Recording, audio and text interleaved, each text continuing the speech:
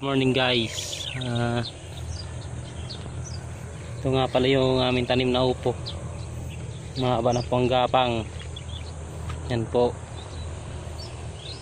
mahaba na po ang gapang.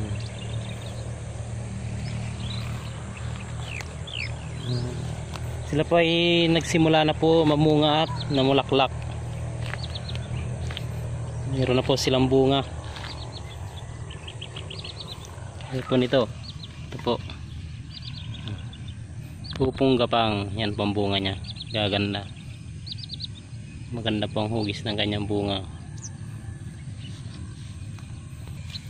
Yan po, nagsimula na po siya mamunga.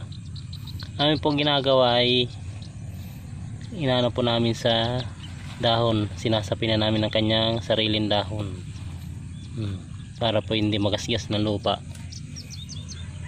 Ayan po.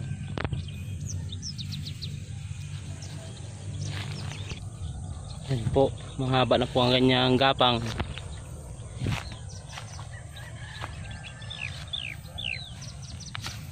Ito po ang kanyang bunga. Pinan po namin ang kanyang dahon.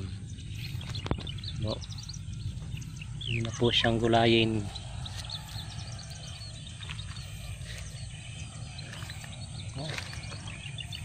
Ayan po, nahugis.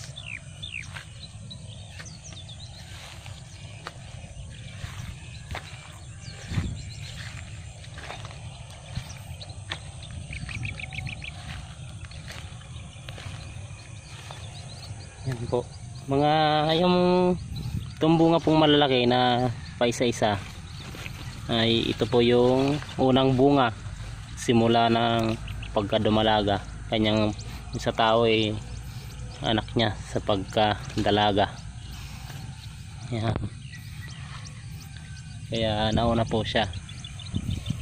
Ang kasunod pa po niyan ay ito po ang kasunod niya, bunga. Yan po, yan na po, yan na po ang kanyang mga kasunod na bunga. Yan, paglabas po ng sanga, ito paglabas ng sanga ay labas din ang bunga, kagaya po nito. Sandangkal pa lang, sandangkal pa lang po may bunga na. Ganyan po ang upo. Paglabas ng kanyang sanga ay paglabas din ng bunga. Yan po, yan po, bawat dahon ay may sanga. Yan po, bawat dahon may sanga at bunga. Dahon, dahon, sanga, bunga. Ito po bunga. Yan po ang bunga nya. Dahon, sanga, bunga. Bawat labas ng kanyang sanga ay may tangay na bunga. Ito po, nakabulaklak na po ito. Ito yung kanyang bunga, nakabulaklak na po yan. Ay pag mga after 2 days ay nakaluklok na po yan ng ganyan, mga gigahin lalaki ng kamay. Yan po, yan po kalawak ang aming upuhan na gapang.